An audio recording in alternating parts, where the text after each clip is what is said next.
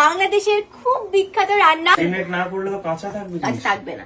এই দেখো মাছটা আমি এক এক করে এখানে গ্যাসটা অন করো। দাঁড়াও, এখন গ্যাস লাগবে না, আগে গ্যাসটা লাগুক, তারপর তো মানে প্রয়োজন হবে আমি ঠিক দেবো। কি কাঁচা খাবো নাকি? গ্যাসটাও তো অন করোনি তুমি। কি ধরনের রান্না করছো? এটা রান্নাটা এরকমই। আচ্ছা, আমি 5 পিসের উপর এই রান্নাটা করছি। এই 2টো পিস আমি তেলটা আমি এবার দিয়ে দেবো।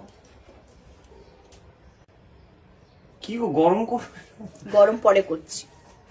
আমার রান্নার প্রসেসটা তো দুর্দান্ত, মানে দুর্দান্ত না, বেশ অন্যরকম একদম। এরকম রান্না করতে দেখিনি কখনো। আর এই তেলটা যদি কম দাও না, এই যে রান্নাটা যখন আরো করবো বুঝতে পারবে, মানে রান্নাটা না হবে না, তেলটা বেশি দিতে হবে। তাই এই পেঁয়াজ বাটাটা পুরো দিয়ে দেবো।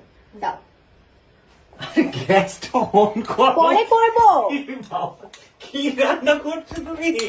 কাঁচা মাছ, কাঁচা তেল, পেঁয়াজ বাটা। কাঁচাই খাওয়াবো। এই যে আদা বাটাটা, এটা দেখো, এই যে চামচের সাইজটা দেখেছো, এই চামচের আমি 2 চামচ দেব। 1 চামচ দিলাম, আর আরেক চামচ এই এতটা দিলাম, একটু 2 চামচের কম মতন, মানে ওই কাছাকাছি আর কি, এতটা আদা বাটা দিলাম। এই যে টমেটোটা, এখানে 3টে টমেটো এইভাবে কাটছি এই জন্য, কারণ রান্নাটা যখন হবে না একদম যদি ছোট করে কাটো তাহলে লাস্টে না টমেটোটা একদম মিশিয়ে যাবে।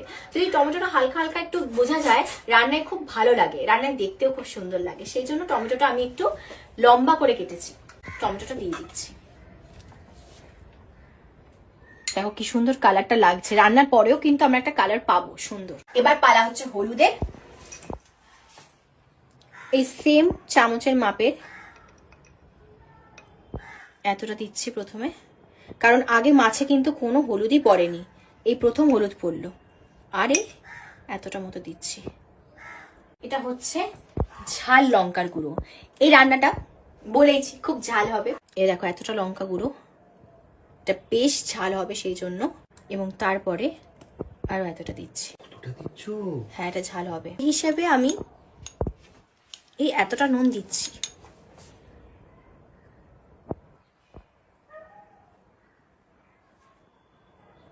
এবার যে জিনিসটা দিচ্ছি, এটা হয়তো তোমরা অনেকেই দাও না, মানে বিশেষ করে আমার বাংলাদেশের বন্ধুরা হয়তো বলবে চিনি কেন দিল।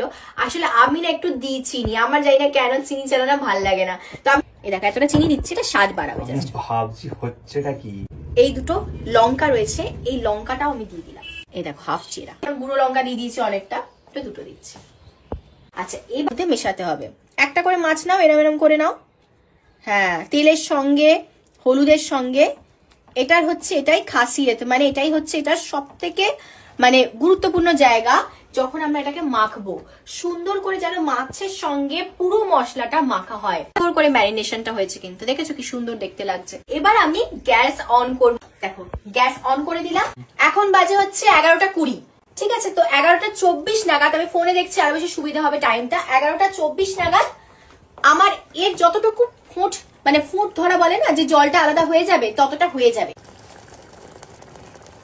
দেখো প্রচুর ফুট ধরে গেছে রান্নাটা, দেখো কতটা ফুট ধরে গেছে। এই অবস্থায় এবার মাছগুলোকে উল্টাতে হবে। ফ্লেমটা আমি না একটু কমিয়ে দিলাম, এই সময় খুব সাবধান, মাছ তো।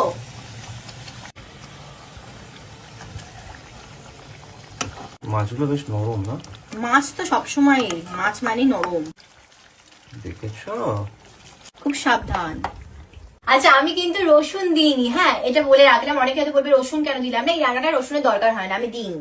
তো এবারে ফ্লেমটা দেখো একদম কম করা রয়েছে, হাফেরও মানে মিডিয়ামেরও কম করা ফ্লেম রয়েছে।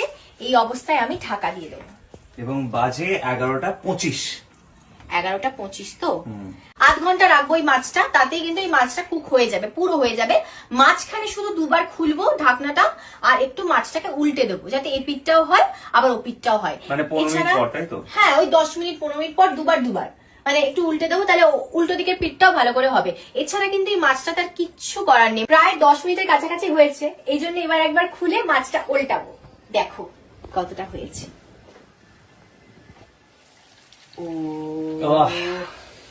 ঝাঁঝালো গন্ধ, ধোঁয়াটা দেখো,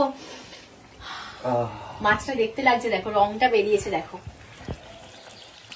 সাবাস। দেখো সাবাস করছে আবার, সাবাস। আরো রান্নাটা হবে, দেখতে আরো ভালো লাগবে, রান্নাটা স্বাদটাও বাড়বে। আচ্ছা, মাছটা এবার উল্টাতে হবে। হ্যাঁ, 10 মিনিট পর খুলেছিলাম, আবার ঢাকা দিয়ে দিলাম, আবার প্রায় ওই 7-8 মিনিট পর আমি খুলবো, খুলে আবার মাছটা উল্টাবো। এবার হচ্ছে আমাদের দ্বিতীয়বার মাছ উল্টানো, আরো প্রায় 5-7 মিনিট হয়েছে। এবার আবার খুলছি। ও দেখো, এবার উল্টায়। একটা জিনিস খেয়াল করেছো যে রংটা আরো কতটা গাঢ় হয়েছে? হ্যাঁ, মাছটা আরো নরম হয়ে গেছে। হয়েছে না? এই যে কুক হচ্ছে না আস্তে আস্তে। ও বাবা রে, সাবধানে।